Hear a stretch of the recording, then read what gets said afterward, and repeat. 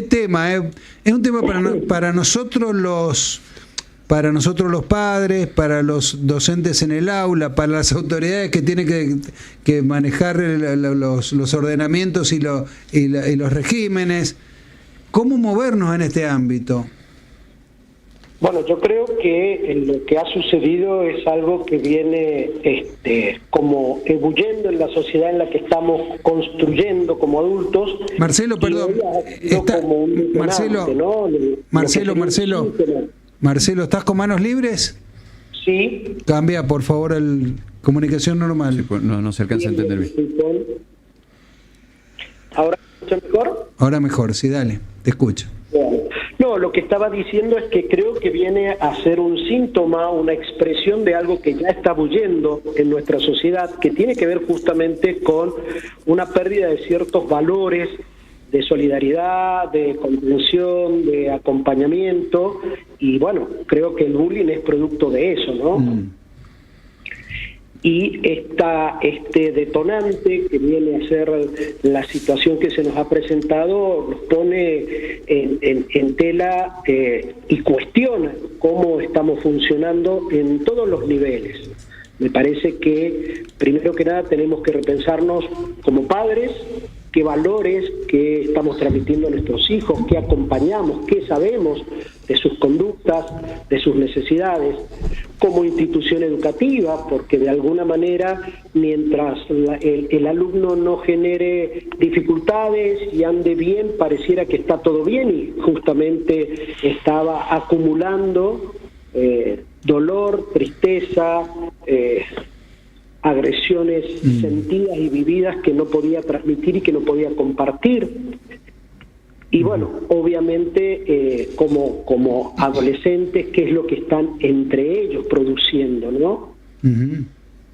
¿Dan señales los chicos, doctor?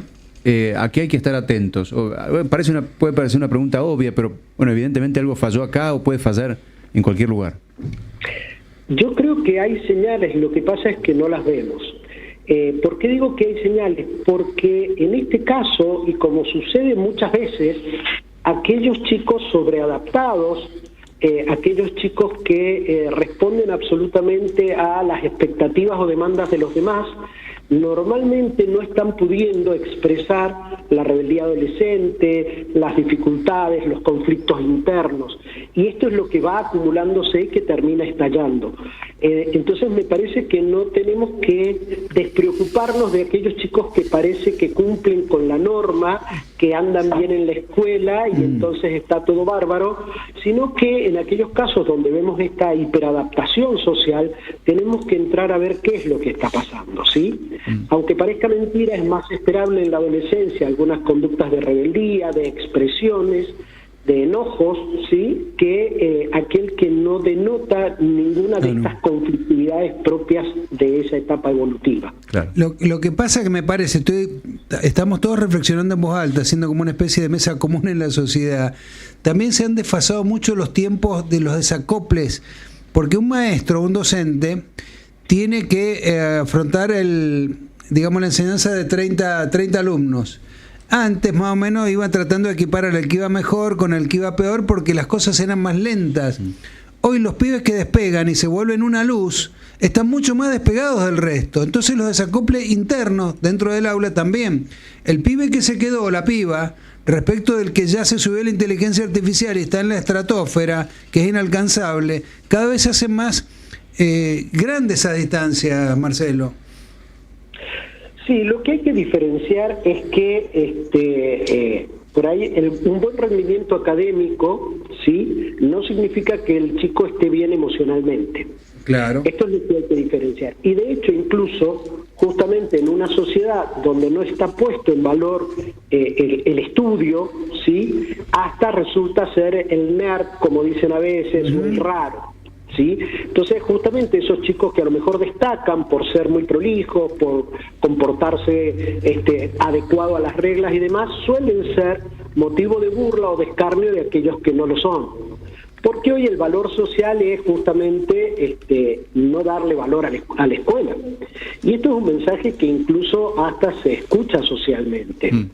no solo entre los adolescentes, ¿sí?, sino también en la sociedad, pero en la secundaria, ¿para qué, cómo, hasta dónde? Entonces, esta descalificación generalizada hace que aquellos que destaquen dentro de las instituciones educativas por su rendimiento académico resultan ser los nerds, resultan ser los chupamedias, resultan ser los tragas, entre algunas otras expresiones que suelen tener hacia ellos. Y si a eso se agrega que la persona puede ser inhibida o puede ser más retraída o tener algún tipo de particularidad física, tienen más motivos para agredirlo por ser diferente, ¿no?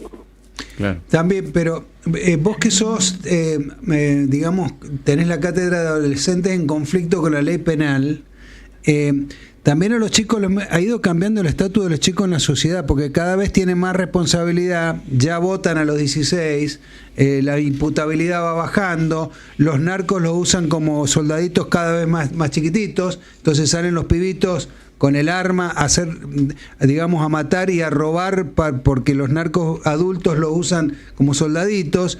Entonces estamos también en un problema que va creciendo en ese sentido.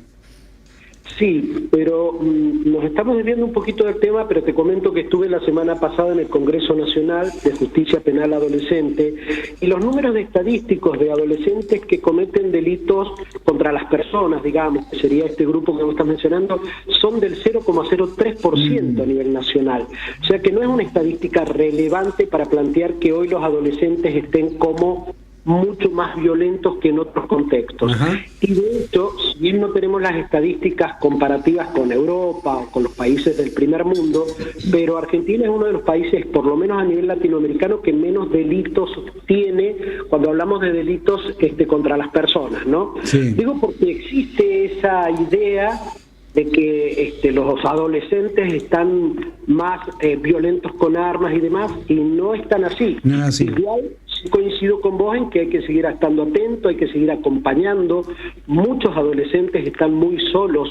Sí. Y cuando hablo solos me refiero al acompañamiento de los adultos, a la contención familiar y obviamente también a veces de los grupos de pares, que si son positivos van a acompañar en su desarrollo y si son negativos pueden llevarlo a situaciones problemáticas, ¿no? Claro. Marcelo, me detengo un poquito ahí, en la calidad del acompañamiento. Porque a veces ponemos esto en el juego de padres presentes o ausentes, pero en casos de bullying, por ejemplo, a veces son los padres los que empiezan calificando al compañero, se pelean con los otros padres, inducen a los chicos a tener actitudes revanchistas. O sea, hay un problema ahí mismo, en el origen, y no son pocos los casos. ¿Cómo manejar eso? ¿Cómo se puede entrar a eso? Sí, pero son las dos puntas. Sí. También está el padre sobreprotector, donde vos le das son niños de cristal, como también se le dice. También. El sobreprotector, que apenas lo mirás, hace una sobreprotección, el pibe se vuelve muy frágil. Claro. Están las dos puntas. Por eso, en la calidad, digo, hay que detenerse un poquito ahí también. Claro, el que lo incita a la agresividad y el que trata de aislarlo totalmente en un entorno que es artificial. Porque la vida es conflicto, ¿no, Marcelo? Estamos de acuerdo, y en esto desde la perspectiva psicológica hay dos miradas, una de protección y de cuidado muy particular, que yo coincido con vos, y esto me hago cargo de mi perspectiva, de que hay que desarrollar en los niños y después adolescentes lo que se conoce como tolerancia a la frustración. Claro. Que vayan entendiendo que no siempre las cosas van a ser como les gustaría, que no siempre van a obtener lo que querrían, que no siempre van a ser el centro, y va a estar el resto de la gente a disposición de ellos, como muchas veces sucede en los entornos familiares. Incluso, Marcelo, discúlpame, enseñarle a los pibes, porque es un problema a los padres al borde de la cancha, que se puede perder un partido de fútbol y no pasa nada, porque también es parte de la problemática. Sí. Estamos de acuerdo. Yo creo que primero hay que pensarnos en varios niveles como sociedades que estamos siendo bastante violentas, bastante intolerantes, poco solidarias, ¿sí? Creo que en ese primer nivel, consumistas, donde el que vale es aquel que tiene, y estos son un poco valores que estamos dando a nivel social. Segundo, a nivel familiar, comparto con ustedes que muchas veces hay límites excesivamente rígidos, ¿sí? O límites tan débiles, tan laxos, que no terminan colaborando, contribuyendo en la formación y en la adquisición de valores en esos adolescentes, ¿no? Niños y después adolescentes. Entonces, estas cosas hacen que el adolescente encuentre en hostigar o en molestar al otro una forma de divertirse, una forma de sentirse mejor, una forma de lidiar con sus propias insatisfacciones, dificultades, frustraciones, pero a costa del daño y del sufrimiento de otro, ¿no? Claro. No, y además los desbalances de la sociedad, que creo que se van aumentando. Vos tenés los pibes que están en las barriadas peligrosas, en la periferia de la sociedad, sea en el conurbano bonaerense o en el conurbano mendocino, y todos los pibes que están encerrados como en un gueto en los barrios privados, que es otra vida. Son dos vidas totalmente distintas. Y los dos tienen que salir a la calle y en algún momento coexistir, pero están habitando dos realidades muy distintas, ¿no? Y yo creo que eso, en la medida en que sigamos sosteniendo sociedades que sean cada vez más injustas en cuanto a distribución de riqueza y en cuanto a posibilidades, accesos a trabajo, a educación, a posibilidades reales, sí, va a ir generando esta división cada vez mayor, lo cual contribuye a niveles mayores de conflicto a la larga. Porque como vos decís, más allá de que se puedan encerrar y vivir una vida diferente, artificial, eso en algún momento se termina y tienen que salir al mundo. Tenés que salir al mundo. Es problemático después. De hecho, por eso la adolescencia también es esta etapa de conflicto. ¿Por qué?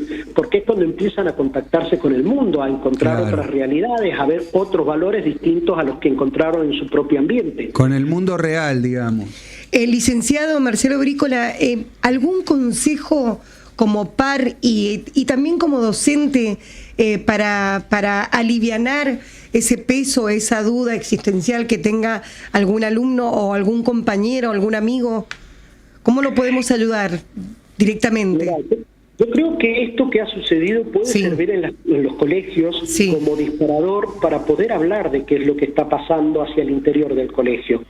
Contrario a lo que se cree, lo que se guarda, lo que se oculta, termina siendo síntoma. Entonces, en este caso, lo que hay que ver es que esto puede servir para hablar, para repensar en cada curso cómo estamos como compañeros, cómo actuamos, por qué una persona llega a ese punto, pero quizás estamos nosotros contribuyendo a que alguien se sienta así.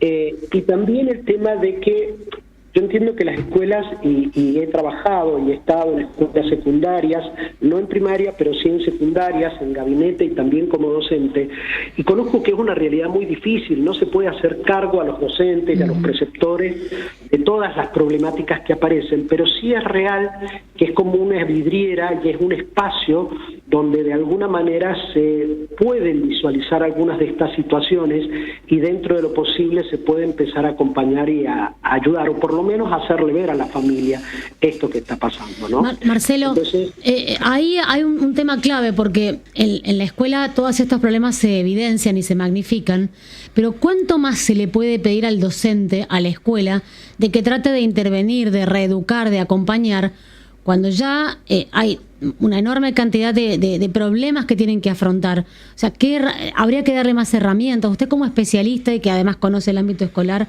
¿cómo ve esa situación y cómo cree que se podría mejorar? Yo creo que con los recursos actuales está limitado el sistema educativo, cada vez hay menos equipos acompañando la situación educativa. Yo creo que es justamente como ese ámbito social que nos permite empezar a ver cómo están esos niños y esos adolescentes, con lo cual lamentablemente para la escuela va a seguir siendo un centro de mirada, pero creo que hay que acompañar y que hay que apoyar la labor educativa y que hay que comprometer a los padres. Comprometerlos desde otro lugar, comprometerlos desde la responsabilidad que tienen con ese hijo que está teniendo conductas abusivas y también con ese hijo que a lo mejor se lo ve callado, aislado, encerrado, para que pueda tener los acompañamientos necesarios. Es difícil el trabajo adolescente, lo digo también como profesional que trabajo mucho en la clínica, porque a veces el adolescente se encierra, pierde confianza en los adultos y no logra poder transmitir lo que va vivenciando y lo que le va pasando. Aun cuando hay desde algunos adultos intentos por abrir el diálogo, por facilitarles la posibilidad de contar lo que le pasa. Pero no hay que dejar de insistir, de acompañar, de estar, ¿sí? Porque realmente están en una etapa en que necesitan ese apoyo paterno y materno, obviamente, Sí. ese acompañamiento desde las instituciones. Hay un mensaje, te lo voy a leer entero porque me parece que da un poco en la diana, de Rosana Carrillo, voy a dar el nombre. Dice: soy docente de primaria y nivel inicial, ahora estoy jubilada, pero sigo apoyando en forma personal a varios chicos. Sí, es verdad que la familia se ocupa de la formación, pero cuando tenemos un niño o un adolescente enfrente en la escuela, lo abrazás con todas sus necesidades, que hoy son muchas. Dice: no hay forma de no inmiscuirse porque forman parte importante de sus vidas la escuela, ¿entendés? Por eso, dice, es que las carreras dedicadas a la educación son menos elegidas por los jóvenes. ¿Es así? ¿Tenemos algún tipo de crisis en la enseñanza hoy de los maestros? Mirá, yo no tengo estadística, esto habría que preguntarlo, pero sí por ahí con el contacto que tengo con las escuelas y especialmente con los centros de formación, sí, de educadores, sí, la realidad es que está habiendo cada vez menos profesores, Claro. y menos personas que estén dispuestas a asumir como carrera Claro. la educación. Después termina siendo una alternativa laboral para varias profesiones, porque da cierta estabilidad, porque tiene, aun cuando los sueldos son muy magros, tiene la posibilidad de la obra social y demás, pero realmente no hay una elección Claro. vocacional y creo que cada vez son menos los que eligen la docencia como profesión, ¿no? Y fíjate vos que también hay una crisis en la carrera pediátrica, en medicina, estamos casi en la misma línea, ¿eh? Por eso no puedo yo ahí hablar de información estadística, no quiero, pero sí de lo que percibo y de lo que conozco por gente del medio con la que converso y que tengo amistad, ¿no? Trabajo bastante en conexión con gente de educación. Hay un aspecto que fue planteado, anticipado ayer, que tiene que ver con que usted que trabaja en el sistema de responsabilidad penal, van a impulsar una ley de reforma del Código Contravencional para corresponsabilizar a los padres. ¿Qué tipo de figura? ¿Dónde ve usted que hay que llevarlo a la ley, esta corresponsabilidad de los padres cuando pasan estos casos con los chicos? Esto es una posición muy personal y hasta es discutible, ¿no? Porque la he tenido las discusiones con colegas y con gente. Yo creo que sí hay una corresponsabilidad de los padres. No pueden correrse de ese rol, ¿sí? Sí hay que ver también, porque muchas veces los padres buscan ayudas, lo veo cuando articulamos con los ETIs, por ejemplo, estos equipos técnicos interdisciplinarios que toman medidas cuando hay vulneración de derechos, que hay padres que han ido porque sus hijos están empezando a consumir o porque están teniendo algunas dificultades fundamentales y no están encontrando, y con esto no responsabilizo a los ETIs, porque creo que las ETIs también, creo que son una de las instituciones más colapsadas hoy por hoy y con una demanda de trabajo que lo supera, gente comprometida pero que realmente se ve desbordada. Y estos padres no encuentran ayuda. Yo creo que hay que responsabilizarlos cuando no ha habido un movimiento de los padres buscando esa ayuda, cuando no ha habido un movimiento de los padres tomando contacto con las problemáticas de los hijos, porque, vuelvo a decir, el problema no es solo de la familia, es un problema social. Claro. Estamos conformando una sociedad violenta, una sociedad consumista, una sociedad individualista y poco solidaria. Te leo este mensaje porque es una historia. No voy a nombrar la escuela, de una mamá. Dice: soy mamá de una alumna de una escuela tal. Mi hija sufre bullying todo el tiempo. Lo he tratado en el establecimiento y con los docentes. Me siento incapaz como mamá de hacer algo por mi hija cuando llega llorando de la escuela por lo que le dicen sus compañeros. Es duro ver llorar a tu hija y no poder ayudarla, más que hablándole y ayudándole en su autoestima. También sufre bullying en el fútbol, pero esta vez de parte de los profesores. Ella juega en una escuela de fútbol, juega mixto. Y esta vez la sacaron de un grupo donde ella juega porque hay padres que no quieren que ella juegue con varones. Claro. Mirá qué tema. Qué bárbaro. Sí, por eso digo que es un problema social, porque uno puede decir, bueno, en la escuela, pero no es solo en la escuela. Incluso ustedes empezaron hablando el tema de cómo el bullying también puede expresarse a través de las redes. Sí. Por eso me parece que en estos casos yo lo que haría desde la escuela, sí, es generar espacios de diálogos. Existe hoy un recurso muy interesante que cuando es bien manejado, que es el tema de la mediación, tanto a nivel escolar como a nivel comunitario, de conflictos. Incluso se utiliza en el ámbito penal la mediación como una herramienta de justicia restaurativa. ¿Y por qué digo? Porque hay que poder empezar a sentarlos a hablar. Hay que poder empezar a hacer a los papás partícipes de estas dificultades, y si esta niña identifica quiénes son sus agresores y demás, hacer partícipes a los papás de esos chicos. En ese sentido tienen que responsabilizarse. Ahora, te hago una última pregunta, pues se nos está acabando el tiempo, porque sos doctor en educación sexual, Marcelo. ¿Cuánto opera en todo esto, en esta problemática compleja que estamos hablando? Porque nunca se habla, en todos estos temas nunca hemos hablado de sexo ni del eros. ¿Sabes por qué te lo digo? Porque nosotros veíamos la serie de adolescencia, pero también es muy fuerte la película Número Desconocido.